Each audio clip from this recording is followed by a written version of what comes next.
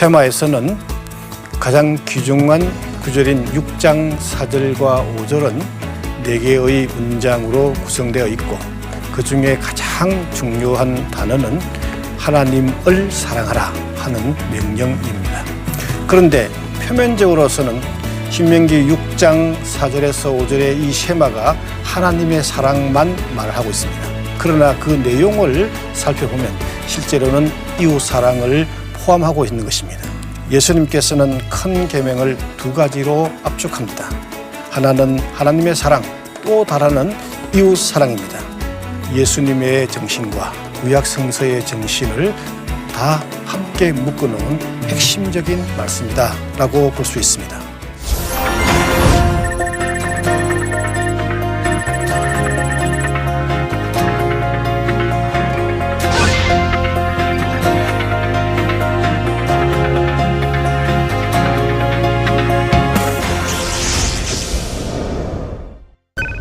안녕하십니까. 저는 평택대학교의 한동구 교수입니다. 오늘은 신명기 신앙의 원칙과 교훈 제5강 이스라엘의 정체성을 말하고 있는 거룩한 백성에 대하여 살펴보도록 하겠습니다. 유대인들은 고대에는 물론 현대에 이르기까지 무수한 고난을 받았습니다. 고난의 관점에서만 본다면 유대인의 국가는 사라져야만 했을 것입니다.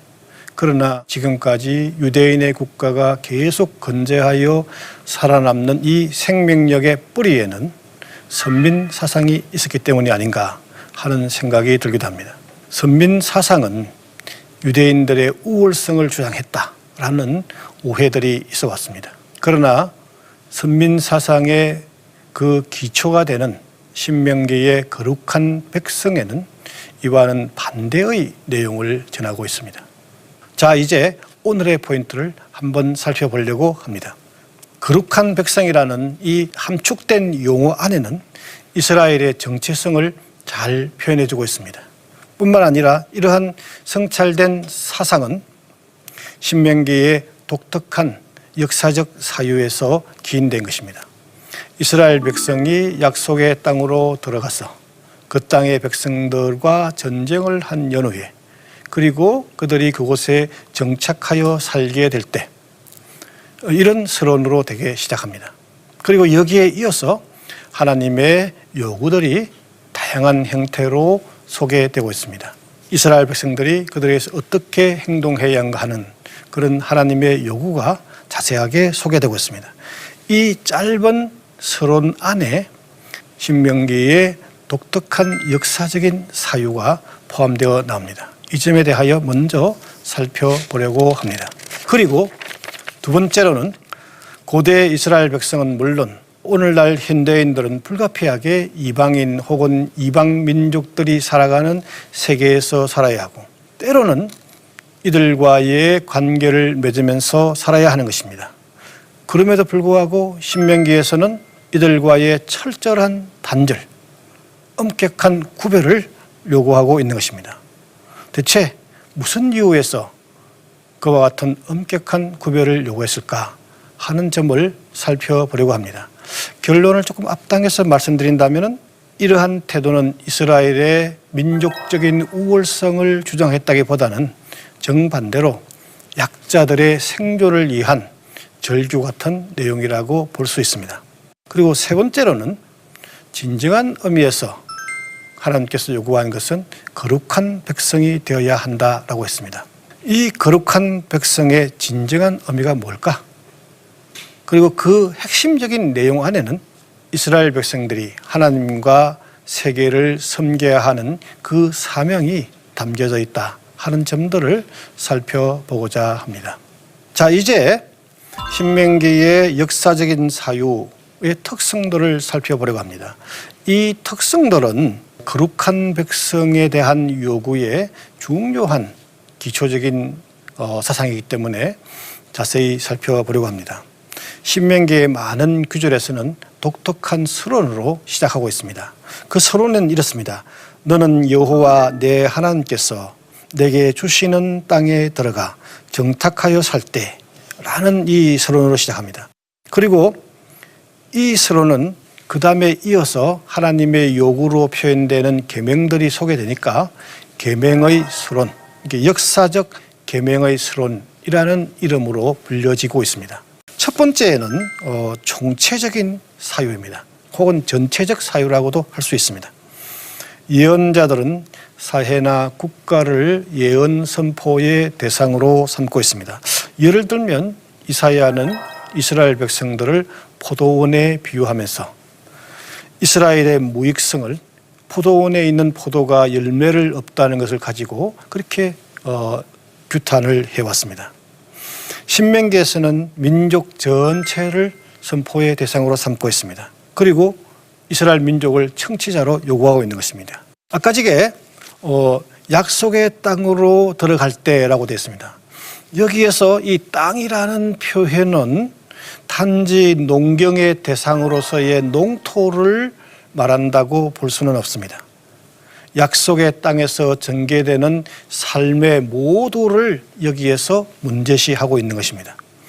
예언자들이 약속의 땅에서의 삶 전체를 예언의 대상으로 삼듯이 신명기에서도 약속의 땅에서의 삶 전체를 선포의 대상으로 삼고 뿐만 아니라 내용적인 측면에서 전체는 물론이거니와 역사니까 시간적인 차원에서 전체 약속의 땅으로 정착한 이후부터 지금까지 전체의 역사를 선포의 대상으로 삼고 있다 하는 것입니다.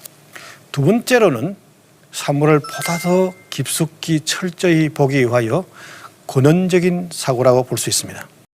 예를 들면 예언자 호세아는 이스라엘 백성들이 광야에 있을 때는 순결한 하나님에 대하여 순결한 정신을, 순결성을 잘 유지했던 시간이라고 보았습니다. 그러나 팔레스타인에 들어오면서부터 가나안의 종교와 간섭에 혼합되었고 그로 인하여 여호와 하나님으로부터 배교하였다라고 보고 있습니다. 신명기에서는 이러한 근원적 사유를 더 명시적으로 지적하고 있는 것입니다. 모든 문제를 출발점에서 시작합니다. 아예 수체 이스라엘 백성 전체를 다시금 땅으로 들어가는 상황으로 재현하면서 땅에서 일어나는 일체의 삶, 특별히 그 시작점에서 현재까지 이르는 전체 이 근원점을 주시하면서 다시 사유하고 다시 반성할 것을 요구하고 있습니다. 이러한 형식적인 두 측면과 함께 보다 본질적으로는 땅을 그들에게 선사한 연후에 그 삶의 터전을 마련해 주었습니다. 그 땅은 가나안 사람의 땅이긴 합니다. 그래서 전쟁을 통하여 그들이 쟁취해야만 했습니다. 그러나 이스라엘이 스스로 전쟁하여 얻은 땅이 아니라 용사이신 하나님께서 그들에게 베풀어 주신 것이고 은혜로 베풀어 주신 땅이라고 볼 수 있습니다. 따라서 이 땅의 선물은 마땅히 땅을 주신 분의 요구에 복종해야 한다 하는 의미가 있는 것입니다. 이스라엘 백성이 약속의 땅으로 들어간 연후에는 여호와 하나님의 요구를 다 수용해야 하는 것입니다. 그 땅에서 일어나는 모든 것은 하나님의 의지하에 두어야 한다 하는 것을 명령하고 있는 것입니다. 이제 다음으로 이방 민족과의 단절을 요구한 것에 대하여 살펴보려고 합니다. 하나님께서는 과거 이스라엘은 물론 오늘 우리에게도 요구하는 것이 이 세상에 하나님의 뜻을 구현하라 하는 명령입니다. 하나님의 뜻을 이 세상에 구현하고자 한다면 우리 하나님의 백성들은 반드시 이 세상에 살아야 되고 때로는 세상과의 관계도 맺어야만 가능한 것입니다.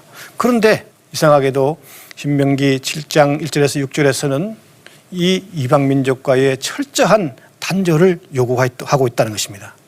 그 단절의 내용은 간략하게 살펴보면 이렇습니다. 첫째로는 적을 완전히 섬멸하라. 또 둘째로는 톡창 이방 민족과의 평화 조약을 맺지 말아라. 셋째로는 이방 민족과의 혼인을 하지 말아라.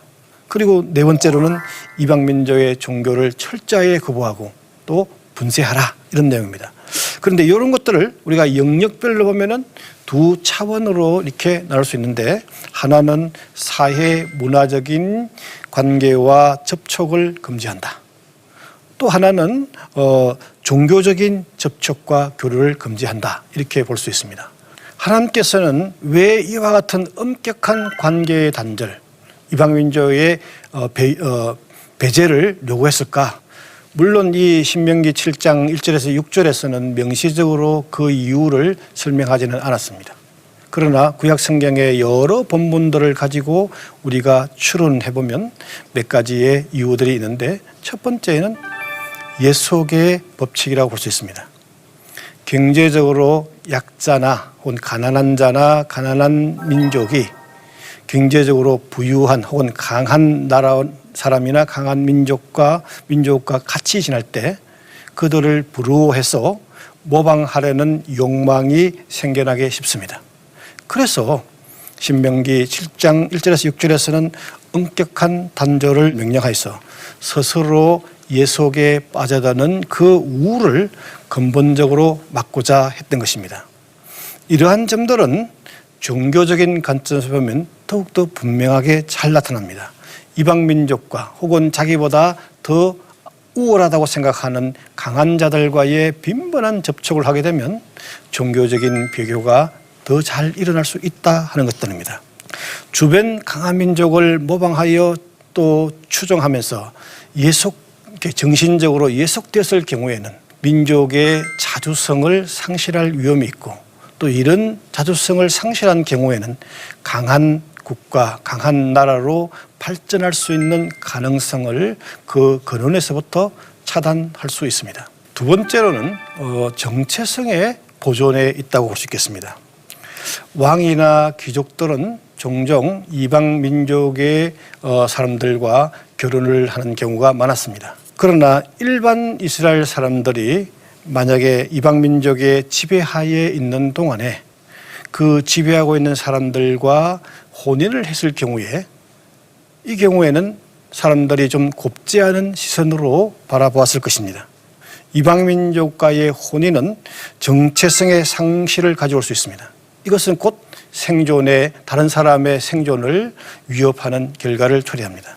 종교적으로 관점에서 보면 이방 민족과 혼인을 하게 되면 그들의 유혹에 쉽게 넘어가게 되고, 그들의 요구를 거절할 수 없게 된 상황에 놓이게 되면서 점차 그들은 야훼 하나님으로부터 멀어지고 이방의 신들을 섬기게 되는 결과를 초래하게 됩니다. 그리고 세 번째 이유로 보면 종교 문화적인 배교를 예방하려고 했던 것입니다. 적들과의 대립된 상황 속에서는 적들의 신을 예배한다는 것은 그들을 예속되어 있거나 혹은 추종한다거나 복종한다는 의미를 나타낼 수 있겠습니다. 이러한 배교 행위가 의식적으로 행해지든 무의식적으로 행해지든지 간에 결국에는 국가의 존립에 위험을 가져다 줄 수 있습니다. 따라서 신명기에서는 양자택일의 결단을 강력하게 요구합니다. 야훼 하나님께 돌아서서 이방 민족을 섬기다가 멸망할 것인가, 아니면 야훼께 속하여 거룩한 백성이 될 것인가, 그래서 삶을 추구할 것인가, 이런 양자 결단을 요구하면서 이방 민족의 이 종교적으로 예속되어 들어갈 수 있는 문화적인 종교적인 이 배교를 사전에 예방하고자 했던 것입니다.